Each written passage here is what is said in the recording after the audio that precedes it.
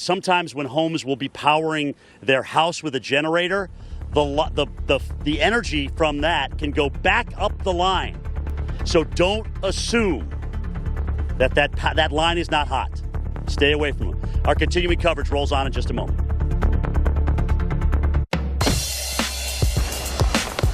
To err is human. To anticipate is Lexus. Experience the Lexus RX with advanced safety. Standard. Experience amazing. There's enough Coffee Mate pumpkin spice flavor for one more cup. Rock, paper, scissors. Oh, every time. You know I can only do paper, right? Oh, because the Coffee Mate seasonal flavors are here. It's like a mitt with no fingers. You know what I'm thinking? Why not use it? I mean, we're talking about $6 trillion here. That's a whole lot of cash out there people are just sitting on. Many older Americans are in a tough spot right now. They just don't have enough savings to get by. It's their biggest concern. They could be our family, our friends. And then there's that $6 trillion. That's the amount retired homeowners have already paid into their homes. It comes down to an average of more than $200,000 per senior household. So, why not use a reverse mortgage loan to access that equity? Find out more. Call us today to receive a free information kit complete with a DVD presented by Tom Selleck. The kit will help you understand more about a reverse mortgage, decide if it's right for you, and the simple ways you need to qualify. Call 1-800-966-8281. A reverse mortgage loan from AAG uses your built-up home equity to give you cash now and when you need it in the future.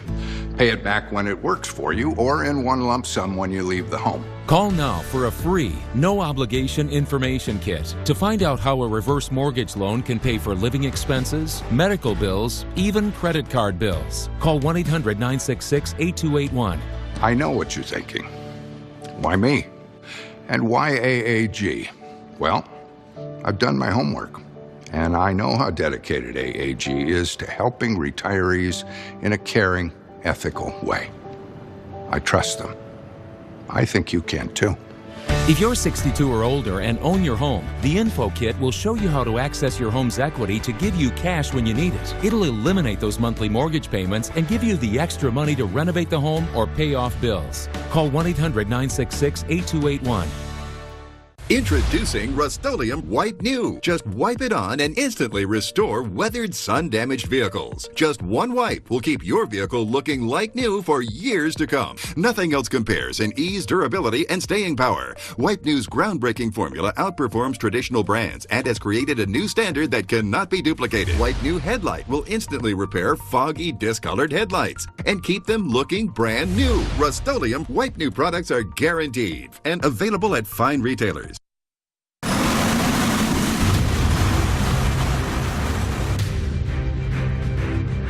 It's been a really tough afternoon here in the Panama City area.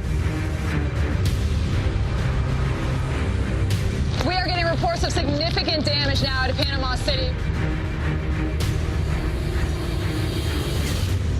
Downtown Panama City hammered. It's almost like a war zone, folks, across Panama City Beach. Pretty devastating blow here to the Big Bend of Florida. One of the hardest hits we've ever had from a hurricane.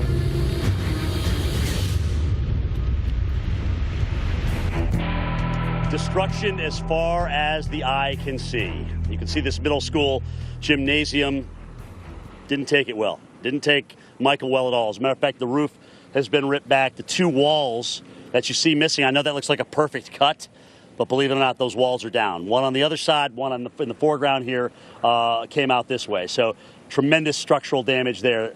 The good news maybe is the middle school itself, with the exception of the cafeteria building, actually looks okay. So as Brad pans over, you can see the roof, the steel roof still on the building there. And I don't know if it's going to be a week and a half, 2.5 weeks. I have no idea. But should the children get a chance to go back to school, maybe they'll have a school to go back to together. They won't have to be scattered out like we've seen in so many cases after you get a tornado or even a hurricane for that matter. And this is really what this reminds me of, is a tornado, an EF2, EF3 tornado. It's worse on the east side, but it's worse wherever you have damage. You've got 180,000 people that live in Panama City, and not any one of them has power right now. So we are without power everywhere. As a matter of fact, again, it's not just the structural damage there. If there's a little silver lining here in what we see, the poles all have wires on them, all right? You can either put a new pole in, reattach the wire to the new pole, or you can straighten this one out and basically put another pole behind it, next to it, and kind of tie it together. But this makes it a lot easier than replacing everything. All right, to come in and have to replace all the poles, all the wires, all the transformers that are on them makes it a lot more difficult. Either way, we've got a long process ahead of us, because here they've already come through with bulldozers, with chainsaws, at least here on 11th in Florida, and they've cut some of this away. Should there be other side streets, which I'm sure there are, that have a lot more trees on them, that makes this a more difficult process. And once you get out of Panama City, you go up toward Callaway. All right, that area got absolutely hammered with the northern eye wall. They even went through the eye in Callaway. But either way, a lot more trees. The more inland you go, the more densely populated the tree canopy is. Either way, again, it's been a stressful 24 hours here. Again, about 24 hours ago, landfall was imminent with Michael. And now you see behind me and around me all the damage that has been done and through here. All right, today we got a chance to talk to Brock Long this morning. We also got a chance to talk to Governor Rick Scott, both of them pretty much confirming that today is a search and rescue day. We want to make sure everybody is out of harm's way. We don't want to see any more casualties on our hands. And, of course, he was very worried, the governor, about people going and cutting trees down, using chainsaws and things like that on these trees. And a lot of times you get a kind of a massive injuries after that. They've had 2 hospitals here in Panama City where they've actually had to move victims because the hospital has sustained damage. So major structural damage in Panama City. The shot Stephanie had this morning, Stephanie Abrams, where we actually had a whole train that was blown over. The carts were empty, but the train itself was blown completely over. And I can't imagine, you know, what it would take to actually bring that back on the tracks. Some of the cars were actually decoupled from the actual rail themselves and the wheels. So, wow, that was just an incredible shot for us this morning here on the Weather Channel. Either way, we're still watching the storm move on to the northeast. We dealt with the western eye wall here in Panama City. This was a historic storm in so many ways. 7.72 inches of surge in Apalachicola. That is a record they broke by over a foot. St. George Island, which is to the south of Apalachicola, Cinco tells me it's about 3 to 10 feet high. If they had 8 foot of surge there, almost the entire island was underwater. So I've got no word out of St. George Island. Beautiful, beautiful barrier island out there. Mexico Beach got it the hardest. They got the right side of the storm. They got the storm surge maxed out as well. So really hard hit was Mexico Beach. And we've shown you pictures, and we'll continue to show you pictures from the air, from drones and whatnot, of just the scope of it. So if the wind didn't get you in Mexico Beach, then there's a good chance that the 8 to 14 foot storm surge did, especially the closer to the water that you are. A lot of stuff going on. And of course, the recovery is going to be slow when you've got damage this extensive. One of the things that most people want that have ridden out the storm or gone through the storm is just communication. They want to let all their friends and family know that they're okay. Look, we're here. The house may have been damaged or whatnot, but we're okay. And so many people have come up to us, they've had trouble communicating with their relatives. And her son, and now her son, having finally spoken to her, is going to be on his way up here to help her out. Hopefully he gets here by about midnight tonight. We'll continue to follow that story for you because it had a really nice ending. Love to make people happy when we can. All right, guys, again, as far as the eye can see, since you're just joining us, you look down streets, you see damage to trees, you see damage to the lumber yard there, the metal roof has been torn off. There's probably not been 5 minutes in between helicopters that have been flying around, whether they're Coast Guard helicopters, TV choppers, or people that are just doing surveillance. It's just as much as far as the eye can see. All right, Dr. Erica Navarro, I haven't got a chance to talk to you since landfall yesterday, but I wanted to ask you because, you know, this is your baby, tropical weather. what amazed you the most about this October hurricane?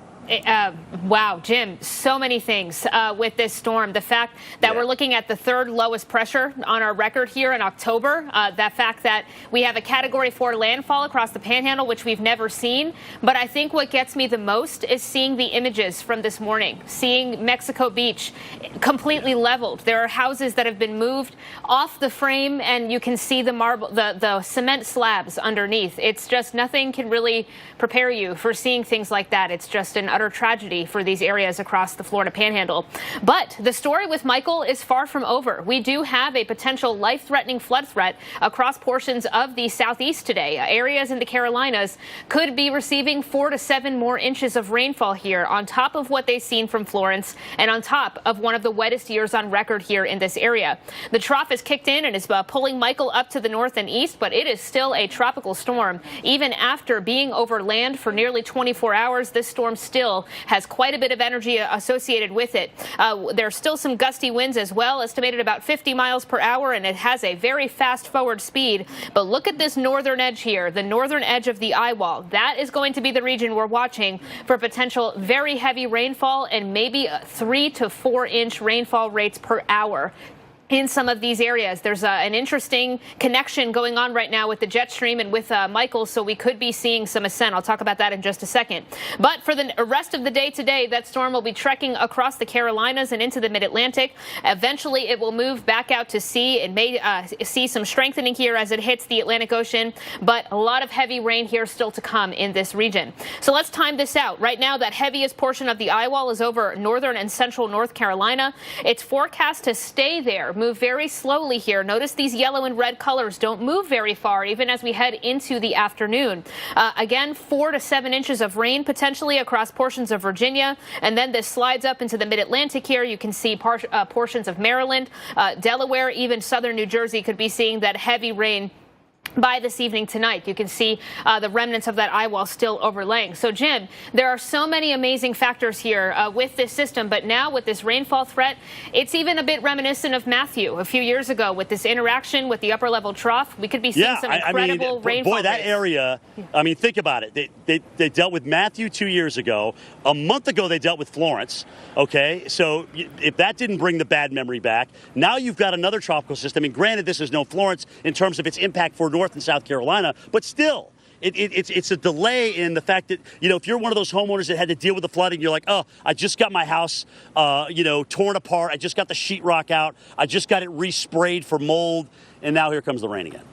Now, hopefully it won't exacerbate the problems there, but let's find out just how folks in Fayetteville and North Carolina are feeling. Let's bring in Justin Michaels. And Justin, have you got a chance to talk to anybody, about this storm? And I think everybody for the most part knows it's not going to be a Florence, but it's like, it go away, you bother me, right? One system's enough, but two?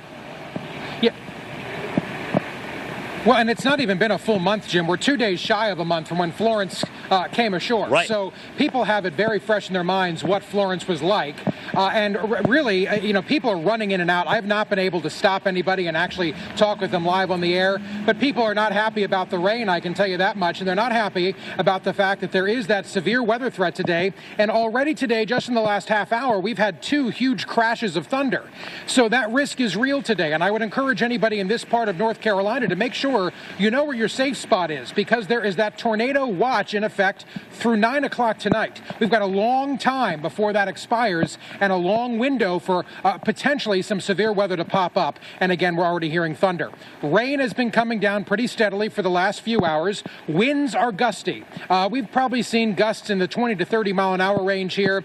There is the potential for over 40 mile an hour gusts. We have not really seen that yet, but just a nasty day as Michael goes through here in Fayetteville, North Carolina. There's also the potential for power outages. They have a local power company here in Fayetteville, but there's also Duke Energy, which covers a huge area, and Duke Energy is already talking numbers in North and South Carolina. Could be 300,000 to 500,000 customers more could lose power in these states. So make sure you're prepared. This is by no means over, and because of that, we do know so many things went into place preemptively, like shutting down city government here in Fayetteville. It's closed closed today. Also, county government in Cumberland County, North Carolina, and many other county governments around North Carolina closed today. And yes, school districts are also closed today, including Fayetteville School District, and Cumberland County School District, rather. So a lot of things went into place, knowing that there was a major hurricane coming in this direction. Of course, it's now a tropical storm, but still, definitely, the risk is here. And this is by no means over. We still have several more hours of rain, and what that's going to do is over the next couple days, the Cape Fear River is going to go back up. A little bit of a silver lining as far as how high, Jim, is that it's only going to be going to minor flood stage, not to moderate or major. But still, any flood stage for these poor people in this part of the country, Jim, any talk of flooding is too much talk of flooding. Jim, back to you on the coast. You know what, Justin? I'm going to be honest with you. I've done this for about 25, 30 years now, and I've always wanted to end, okay? But I've never wanted a tropical season to be over and done with, like I do this one. I mean, I've just had it. It's just been a real busy couple of years, and a lot of I hate seeing the heartache. Thank you for that report. I'm feeling for these people that have gone through it. We're there with you, and it's hard to go through that with you, frankly. Let's talk a little bit about Mexico Beach. We have some new pictures in here. This is, again, ground zero. Any place that's been hit, we feel awful about. We don't want this. But there's always a ground zero within kind of the whole area, and that's where you had the right front quadrant, the eastern eye wall, the storm surge, all maximized, and that's Mexico Beach. I mean, look at this. Where does the house start? Where does the roof go? You can't make out what these buildings were. There's sand inside what is left of a home. There is sand over the roads here. Who knows how deep that is? You can't even tell how deep that is here. And this is because of the 10-plus foot surge. There's no question we had a verification here of the storm surge, somewhere in the tune of about 9 to 14 feet. I haven't seen any data on that because I don't have an email right now. My comms are down as well in terms of getting information. So, a horrible situation here in Mexico Beach. It's going to take a long, long time. These are the kind of scenes that we see in the biggest and the baddest of hurricanes. The Harveys of the world, the Katrinas of the world, and now the Michaels of the world. All right, take away the storm surge aspect and add in a little bit more wind and a little bit more tree coverage, and you've got Tallahassee. Jen Carfagna, you've been telling us 90% of Tallahassee is without power. Any word on the recovery there? Or do you think it's going to be soon, given the extent of that tree damage?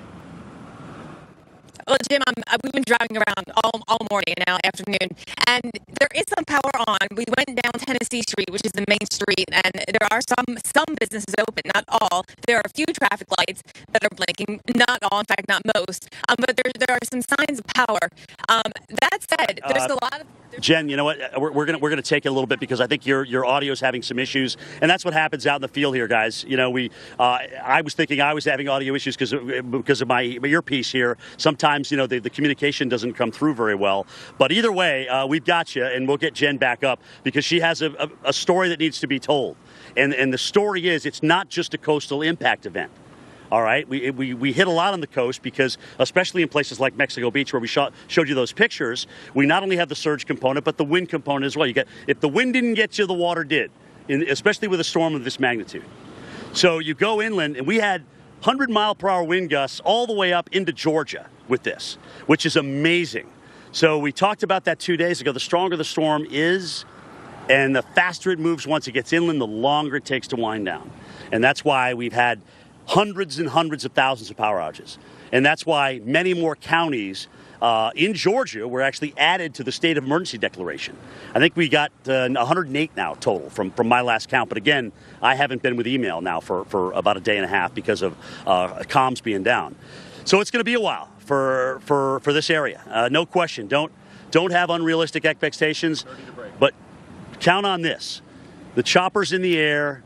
The tone of Governor Rick Scott, the tone of Brock talking about FEMA's involvement in through here, coordinating with at the state, the federal level, the county, the city level. It's all going on. They just have to assess and attack, and that's what. Thank goodness. Here's a little silver lining for you. The weather is going to help us out. We've got a cold front coming through with cooler air. We'll be right back. While using smartphones and tablets is second nature to us, The same may not be true for your mom or dad, which means they can find themselves isolated from you and the family. Here you go, ma'am. GrandPad, powered by Consumer Cellular, gives you the opportunity to change that. Hi, Mom. You got it. Once you've introduced your mom or dad to GrandPad, they'll be able to stay in touch just like you do, sharing photos, emails, and making video calls. They can check the weather, read the news, stream music, play games, and more. With GrandPad, it's easy, even if they've had no experience with new technologies. GrandPad arrives already set up and ready to go, and it's incredibly simple to operate and charge. As soon as GrandPad is turned on, the whole family will be able to connect via the website or downloadable smartphone app. At the touch of a button, Hi, Mary. How can I help? GrandPad comes with award-winning customer support from Consumer Cellular, who has been an approved AARP provider for over 10 years, so members get exclusive discounts. GrandPad is safe and secure, connecting the family on a closed private network so you don't have to worry about scams or data breaches. GrandPad comes with all these accessories, and the set monthly fee provides unlimited service, so your mom or dad can use the GrandPad as much as they like. Call or go online to order today and get our 30-day risk-free guarantee. If they're not completely happy, simply return it and pay nothing. They'll be delighted with all the ways GrandPad keeps them entertained and included. You'll rest easy, knowing your mom or dad is finally connected to the comforts of family and friends. So, Mom, we have some big news. You're going to be a great grandma! Introduce them to GrandPad, a gift to keep them connected. Order for your mom or dad today and get free shipping. Call 1-877-605-4624 or go online to getgrandpad.com.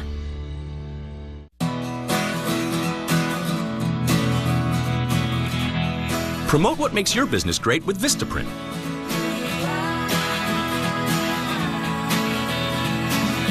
Whether it's a business card, a banner, or a postcard, we have the paper stocks, sizes, and design options to create marketing that's right for your business. Give it a try with 500 standard business cards starting at just $9.99 when you use code VP. I'm Kelsey Grammer. My dad was gunned down at his home at the age of 38.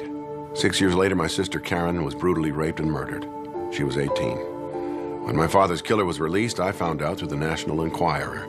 It seemed like a cruel joke. In my sister's case, I have been allowed a voice in the parole hearings of her killers, but that's not always true in Florida. Amendment 6 gives crime victims and their families a voice in the process and the equal rights they deserve.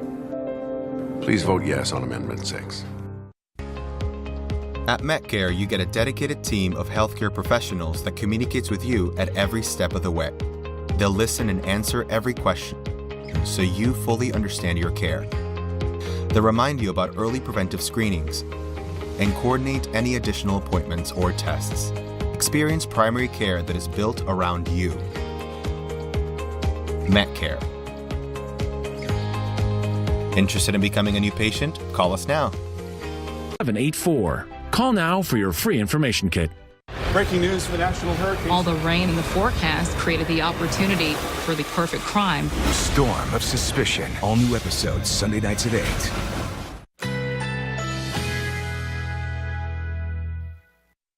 Currently in our area, 91 degrees under mostly cloudy skies.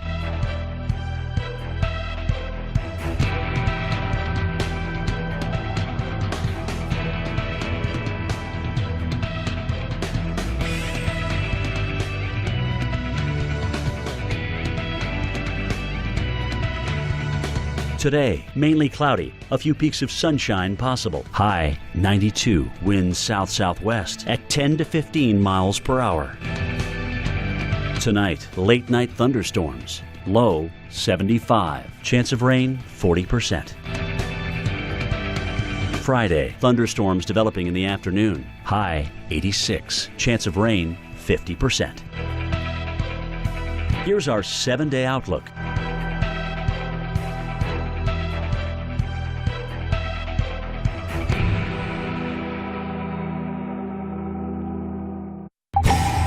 I think everything from Panama City down to Mexico Beach is way worse than anybody ever anticipated. I think, and it was for different reasons. Some was because of the storm surge. Some of it was because, 155-mile-an-hour winds. And I think those two things, way more than the rain, did it. And, and I think the other thing on the storm surge, one thing personally I was surprised about in seeing and talking to people is how long it's taken the water to recede. Because it's taken longer than I thought it is to recede. So that makes it harder for rescue and everything.